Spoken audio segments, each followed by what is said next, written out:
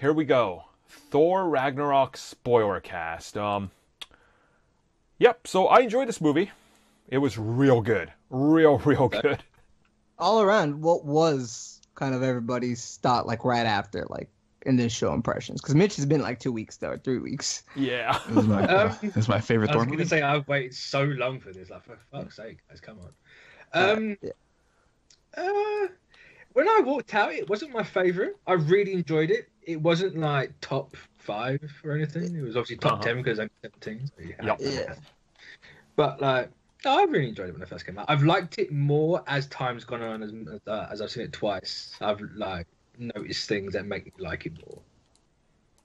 I mean, I agree. It's definitely not top 5 for me because that's very hard to crack. But I mean, like now, I think it might be top 5. Initially, it's probably like top 10. It's hard. I have to actually go back and look because I have an actual list. But it was just all around great. It was one of the best experiences in a movie I've had in a while. So it was it was just great.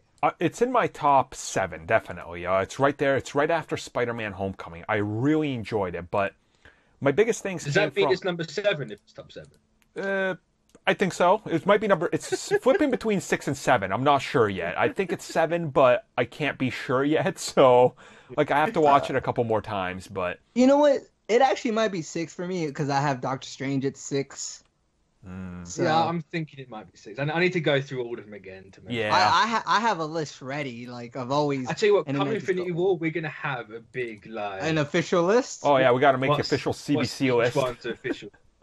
All right, we're gonna have the official list of like all of ours, and then we'll see what's the What top. we'll have is a specific podcast where we each bring our own list and compare them, and then we'll have a separate one where we all argue what the actual definitive CBC list is. Yeah, so that's gonna be 3 hours. That's gonna be 3 hours long. We need to do that more often, the definitive lists of that type of thing, because that's fun. What we can all agree on: number 19 by that time, The Dark World. Yeah. No, I will fight people on that. It might be Iron Man 2, to be honest, but Iron Man 2 is good. I don't know. Yeah, I was just gonna say like it's in my top 10. I did like Thor Ragnarok a lot more because it kept me engaged and interested in the story, unlike Thor: The Dark World, because I kind of zoned out during pieces and I can't remember half of it. So definitely one of the movie's strengths. Like, it is focused. As hectic as it is in the first act, it's very focused on what it wants. So here's I want to start off with the biggest issue I actually had with the movie, and that's on Sakaar, because when we see them leaving, from Earth and they're fighting Hela, Loki gets thrown out, and when Thor gets to Sakaar, we learn that Loki's already been there for about 2 weeks or so, and he's never once heard of the Hulk. Like, there's people with parades out there, his face is on a goddamn statue, and yeah, that is a weird That thing, was the weirdest, biggest, what the hell is this? Like, how does this even happen, guys? Like, I think it kind of depends, like, where has he been, what's he been doing? Has the Hulk had a fight in those 2 weeks? Like, I also think if Loki's locked away, he's not going to know who the Hulk is. Thor didn't know until he was there. No one said it's a big green dude. It's just, it's the Grandmaster Champion. Yeah. I think he also said he might have been a prisoner and it took him that long to get into the good graces of this might have been his first time in the actual thing. Maybe he just was kept somewhere.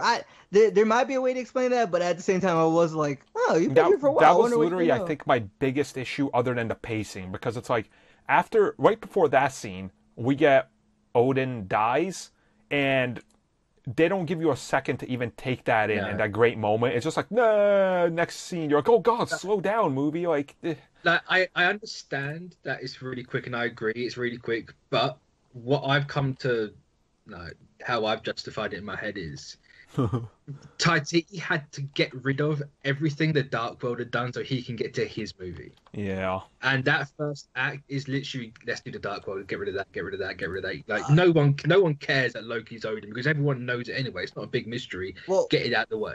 Let's talk about that aspect of like that kind of beginning aspect of it. I love that it just seemed like Anthony Hopkins could literally just have fun with it. It's just like he's pretending to be Loki. Like it was such a change because it seems like everybody had fun doing this movie as opposed to before where it was more serious. Like, and even though they had comedy, it didn't feel as fun, if you know what I mean.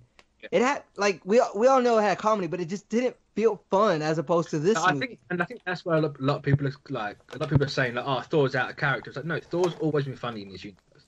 Like ever since Thor 1, he's always had comedy aspects, but his movies and everything around has been like drab and dreary and dark. Yeah, because so like you're bringing more light onto that aspect. I know Armin has mentioned before, like, yeah, technically the first 2 Thor movies were comedy because they had the human characters and they were the whole comedy aspect of it. And even Thor and Loki had a lot of comedy, but I don't know if it's just me, just they didn't seem fun. No. They just seemed like such a it's because everything around, because they were trying to play it straight.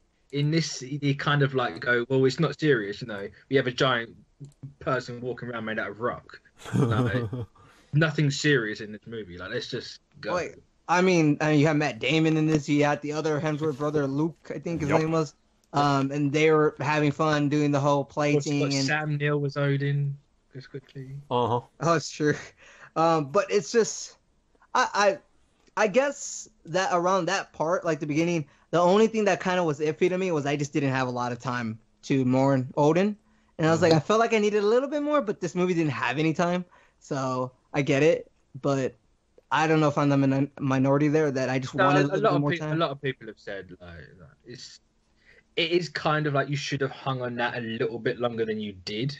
Yeah. But you know, at least he didn't completely ignore it because you had that scene with Thor in the prison, like doing the prayer for Odin, and then interaction with Loki. Where did anybody else also feel like almost they wanted to rather make a Planet Hulk movie than a Thor Ragnarok movie? Because like the Ragnarok stuff is so divorced from what's happening on Sakaar, and they clearly put all their design and effort into Sakaar. Like it's just sure. I mean, I kind of, but at the same time, like if you split into the 3 acts, so each one's a third, that it is 2/3 Ragnarok. Like Sakaar is only beginning and but it's a long middle though. It is a very long middle. Yes, it is a long middle, but like Sakaar's not a focus because Thor's not focused on Sakaar. It's like he's like, yes, he's trying to get out and they're dragging him back in, but it's, you know, it's pulling back to let him go, sort of thing. So it's like I can see it kind of being more like they want a Planet Hulk movie, but it didn't feel like a Planet Hulk movie. How about we get into that, the whole Sakaar part of everybody loved it, right? Like there's not too much to go against it. I mean, it's got Korg and Meek in it, like, you know. Yeah, well, I mean, Korg is literally the best. Like, and I didn't even know that it was Taika Waititi. Like, he was doing the voice for it. I was like, that's perfect. He's like motion capture. He's a good comedy actor, and he knows what exactly he needed to do because it is his movie too that he directed. So it was just perfect all around of how he did it. He has that accent for it too. I feel like that's a voice. Literally, that's just him talking normally. That's true. Like, how's it going, fellas? Just hey man, hey man. Hey. That's just so. It was funny, perfect. Man. It was perfect. Oh, you're forgetting about the new Doug. Doug. Doug. He's dead. That's Doug. No, Doug's dead. Yeah. That is just Doug, hilarious. So Doug said the same thing. He wanted to fight the champion. Well, I want to ask everybody, who was their funniest character to them? Because it's hard between Korg and Grandmaster. It's hard between both of them. Like Jeff Goldblum, it was perfect. He didn't phone it in like a lot of people worried, and I was worried about it as well. He did exactly what he had to do. He was perfect. You knew he was going to be perfect. It's got to be Korg. It has to be between those two, though, right? It has for funniest character. But like, you know, Korg is literally the entire humor of the movie. Like, he has that rock paper scissors joke, which I think a lot of people have kind of missed a lot of the subtleties in that joke. But like, you know, at the end he stomps on Meek, who is the scissors. So rock beats scissors, and his revolution was stopped by not enough pamphlets. So paper beats rock. Oh, it was funny. You look at the layers of the comedy. It's all cool. But at one point, Jeff Goldblum literally didn't talk. He's like, another world, so I would be a million years old, and on Sakaar, he literally doesn't talk. That was just dead to me, man. I thought because I remember when Taika, I don't know if it was a troll or not. I mean, it doesn't seem like it now, where he said that most of the movie, like majority of it, was improv. And it was. Everybody thought that doesn't seem good for a movie. Then when you see the movie, it's like, it needed to be improv because Jeff Goldblum doesn't need a script. He's just him. Well, I mean, like, you know, when the Thor's picking out a weapon and he's like, "Oh, you wrote a hammer," like all that scene, that was completely improvised.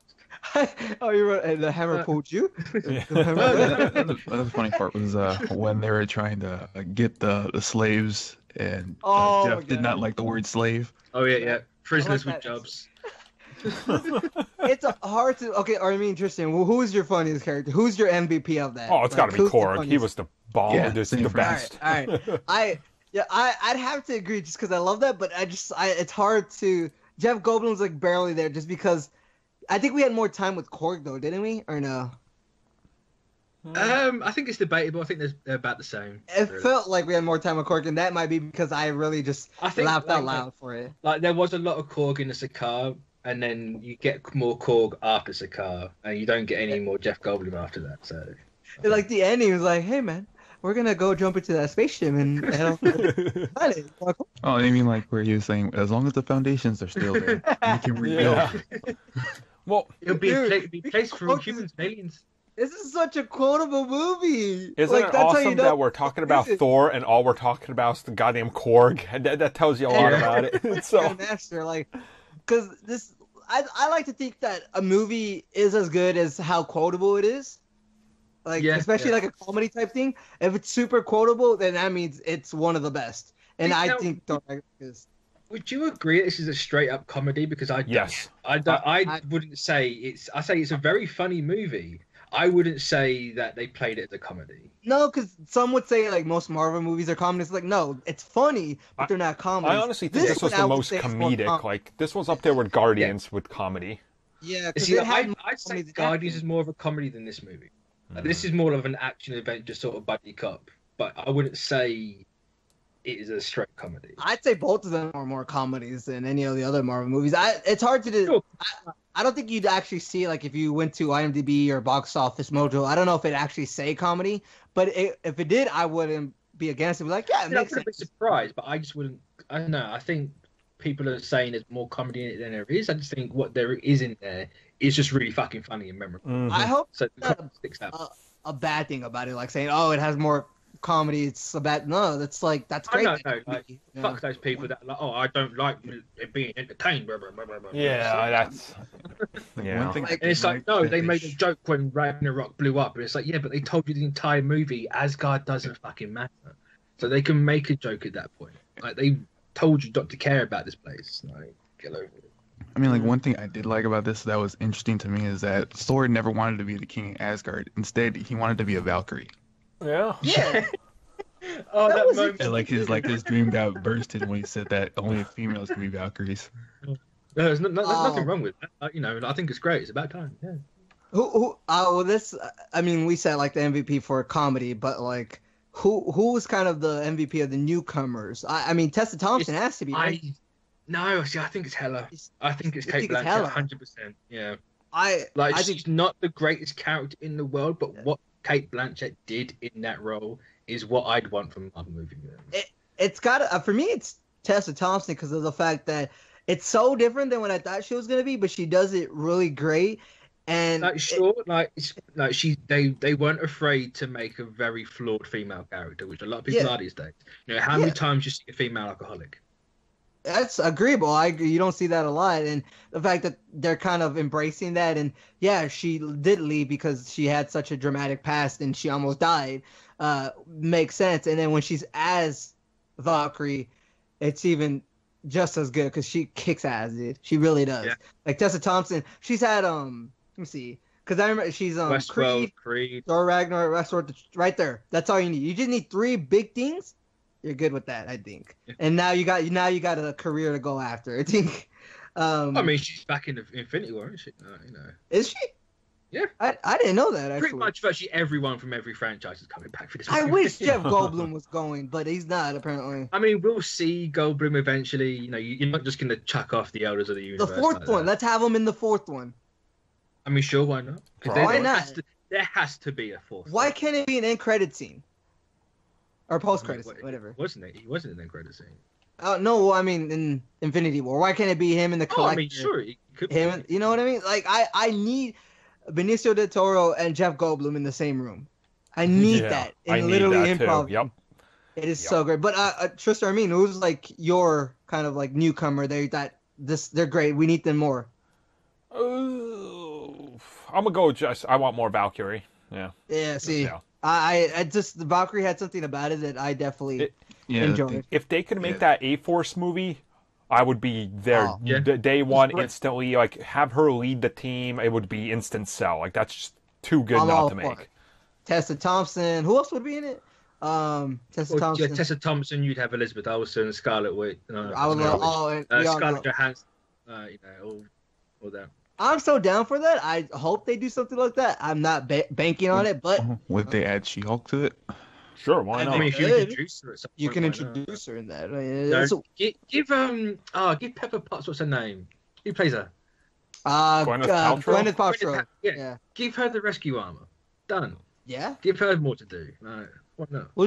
Tristan, who was your favorite? Like, who would you want more of out of the new characters? Just the same with Armin and you with Tessa. I just love the character throughout the movie. Yeah, I mean, I wouldn't hate it if I saw more of Hela, but she died. I mean, she'd be a really good villain. Yeah. Of Hela, to be honest, because Hela's dead. So fuck your theories of Hela's going to be the death with Thanos. Like that's gone. Right. Yeah, it's true. Like, Tessa was obviously going to come back, but as a breakout, I would say. I'm still saying that Thanos is going to bring all the villains in all the previous Marvel movies back to life for like a second or something. It's like, I don't know, but that's too much. Because remember, that was the thing that we always said. People kept saying, oh, they always kill their villains. What if Thanos were to bring them all back as like a one-shot like type of thing of, you see it as their army? And then I think you then kind of overkilling your movie. Maybe. At this point, especially like, you bring back Hela, you don't need Thanos or anyone else. It's true. Like, he took out the entirety of Asgard's army in like 5 minutes. Well, I want to ask, what was the best kind of action scene? I would say that the three that you have to choose from versus Sotor versus Hulk. Okay, I say it wrong. I know, I always say it wrong. And versus Hela. Which is your favorite out of the three? The three Thor action scenes.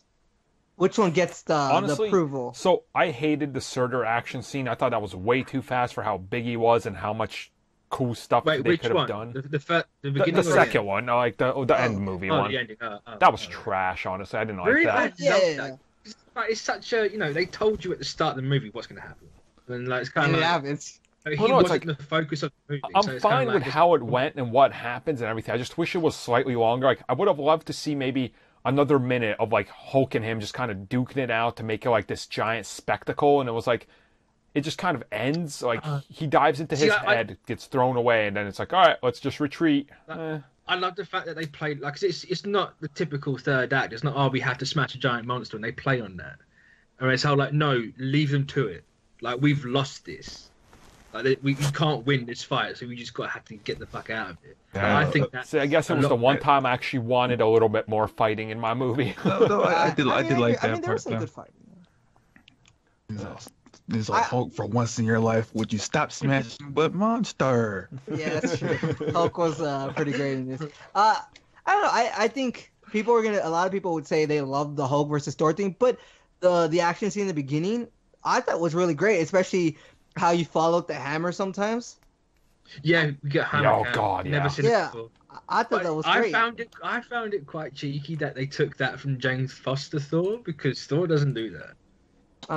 That's 100% a Jane thing to do, where she can like fight in tandem and the hammers flying around.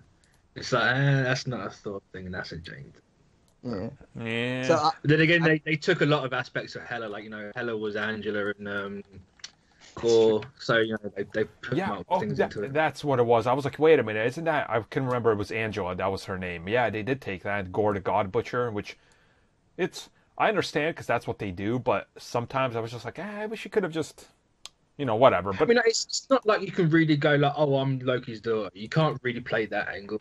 But like, plus Gore would kind of make. Admittedly, it was only kind of a line like. What are you the god of again? Like that was from Gore, but for the most part, she is Hela.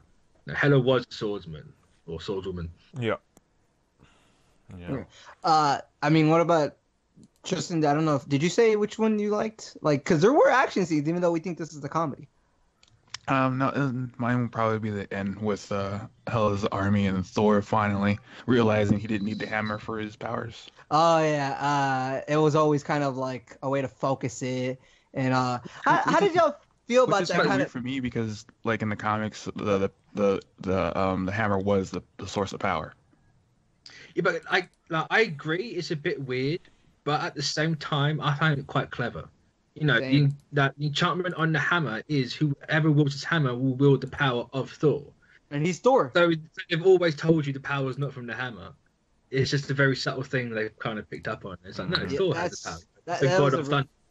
I wanted to ask about how, like, I don't know, to some it might be cheesy or whatever, but the whole Asgard's not a place is for people, or the whole you are stronger than me, or I like, it's cheesy, but it's got like, it's got like subtle things to it. I mean, I definitely loved it just because it gave off. I love cheesy stuff like that, so it also gave Anthony Hopkins more to do towards the end. It's like he came in. It's like, like the whole movie, like, you can sum it up really in one scene, and that's when Hela's in the vault, where she goes like fake. Like, she's stripping away everything, which they strip away everything from Thor. And then they go, oh, look, the real power is underneath everything. And it's like the real power is inside Thor. Oh, that is a great way to There's look a at lot it. of like metaphors, and you can make the connection to the whole like how empires are built. Where it's like she says, you're proud that you got it, you're ashamed of how you get it. Like, every empire is like that, in the real world. And then you've got the immigrants with like all the Asgardians now. So. Yep. Agree. I mean, they were technically building a wall. There was a wall in between both of them. Yeah. That Hela kind of knocked down, which I don't know if that's but it's just I mean that whole aspect of it I just really loved it. I think that was my favorite part of it, besides of course the comedy. But I love when a movie can be inspirational like that in a sense, and you can there probably gonna be some people who take this into like their own lives, and which is like what's great with these kind of things. You can inspire not only like your characters in the movies, but people who are watching them in that type of sense. But I mentioned this before, and y'all said I should save it. How did y'all feel about that? The trailer kind of shows stuff that's not in the movie, because I saw that one pic of all four of them, like Loki, Hulk, Valkyrie, Thor, and they're ready to fight. Yeah, that's not in the movie. It's definitely not in the movie. Well, like this, I'm not gonna say as a victim of reshoots. It definitely was affected by reshoots. You look at the whole when the hammer gets broken. That's not in New York. That's in Norway, which is clearly going to be where Asgard's going to be from now on. I thought that was all on a green screen, and they just green screened it. Yeah, and they green screened it somewhere else. Yeah. Awful. It was awful. Like Loki and Thor are nice and clear. Everything else from like the bottom to the top of the screen is grainy. That is weird. That it was like, what was it? What'd you say? Like an alley or something, right? It was just they were in New York because Odin, if you look at set pictures, was supposed to be a hobo. But in test screenings, people didn't understand how Odin could be trapped like that because he's so powerful. Yeah. So they had to kind of switch it up, and it's a bit more respectful to have Odin go in Norway at the home of Norse mythology than it is just a die in a random alleyway. That's kind of why they've done it. I see what you're saying. This movie isn't the movie we were supposed to get. Period. Oh, clearly not. You go all the way back to 2015. Someone interviewed Jamie Alexander, and she said, yes, she's definitely back. She has a pivotal role in the movie. Neither of those two things happened. Nope. I mean, kind of glad, because then she would have just randomly died in the beginning. I was going to say, look. That's the thing, though. It's like, even with these reshoots, and it's clearly not the movie they set out to make first off, it's still a good movie. So they didn't have that, like, negativity around it that, like, the Justice or Batman v Superman had, where it was so clearly reshot that the movie just didn't jive with itself because of how much they messed up. So, I mean, it's so weird. When I saw the trailer and I saw the movie, I was like, man, this is like a lot of scenes are way different than expected. Oh, yep. But it is what it is. I guess that's just the nature of making a movie. Sometimes you're gonna have to change it because, like Mitch said, it's how it goes. It's how it goes with these damn big old Hollywood productions. But I wanted to know what y'all thought about just when movies do that. We saw that in with Rogue One. Oh, remember? Yeah. So like, is this a good thing that movies are quote unquote not showing us the real deal so we can be surprised, or is it just by accident because we're reshooting? I tune into like by accident because you don't know what's going to happen, or what they would want the movie to go at a certain point. Mm-hmm. Yeah, I'm okay with it as long as the end product is good. It's, as long as the movie ends up good, I'm good. Well, for me, like, how did you guys like Doctor Strange's involvement with Thor Ragnarok, where they made it how Doctor Strange keeps tabs on every mystical and strange thing that comes and goes from Earth? I find that fine. Like, I didn't necessarily see a problem with that. I just loved the fact that we saw this at the end of Doctor Strange, and I wish they'd continue that, where you see a scene from the next movie in the movie you're watching now that happened with Civil War as well. But Doctor Strange just being in it is great because I've been always saying this is a world where they're all in it. Why don't they appear in one another's movies in that sense? And also, like, Doctor Strange was real powerful too, so it's like, oh man, he's already getting a way better grasp on his power levels, which I thought that cameo was awesome, so I can't complain. How far is it though from the end of Doctor Strange till that moment? Because he is getting a grasp on it, but he definitely seems like years ahead. Maybe he went into a dimension where years are a month or something. I don't know. I mean, he was a fast learner in his movie. It's true. It just feels like he's definitely Doctor Strange there, where like he's been years into it, like 5 years. I don't know. But either way, I thought he was great in the movie. I'd love to see more of that where characters could appear, if it makes sense, of course, in other movies. But some people might say, it should be standalone, just only have them. I think if you have this universe, why not have them appear in them? Because similar, even though Suicide Squad's a bad movie, Batman and Flash show up. It makes sense. It's a world. They're all in it together. That's the argument, isn't it? Because everyone wants like the Defenders and the TV shows that can just gratuitously join the movies for whatever reason without anyone knowing each other. Yeah. But when it comes to the movies, if one goes in another one, it's forced and shoehorned. It's like it makes more sense in the movies than it does Defenders going to the movies because, of course, there's that whole TV movie aspect of it, but they don't know each other. And the movies, clearly, they know of each other. Like, they're also more powerful in the movies. So I mean, I think if you got the toy box and you can do it. Play with everything. Why not? If let's say if we get a Sam Alexander movie at one point, why can't he randomly show up in Homecoming or something like that? I mean, true. So I don't know. I would assume because maybe they're not in the same state. But what if Sam was there first and then he moved? I don't know. So it doesn't matter for a human rocket, does it? Yeah, that's true. So I don't like if it's a sandbox, why not mess around with them? Why just keep it separate if you don't have to? That's just me. I love when they do that more so because it makes sense. But yeah, so I don't know. Doctor Strange is just. I would love to see more of Benedict Cumberbatch as Doctor Strange just because he's great. But we're gonna see more of him in Infinity War. Yeah, so Infinity War. I guess we're actually gonna end the spoilercast right here because the movie will be coming out on home video probably in the next 4 to 5 months, which means you guys can look forward to our Patreon audio commentary where it'll be pretty much everything dissected and discussed. So actually 3 months maybe. I've been actually looking at the dates of when movies come out and home video. It's such shorter now. It's like 2.5 to 3 months now. Literally 2.5 to 3 months. It's crazy. When did Homecoming come out in like movies? In July. Right? Yeah. July. So July, and it's already out on Blu-ray. It was out by September. It was out. So yeah, it'll probably be out right around Black Panther. Which yay.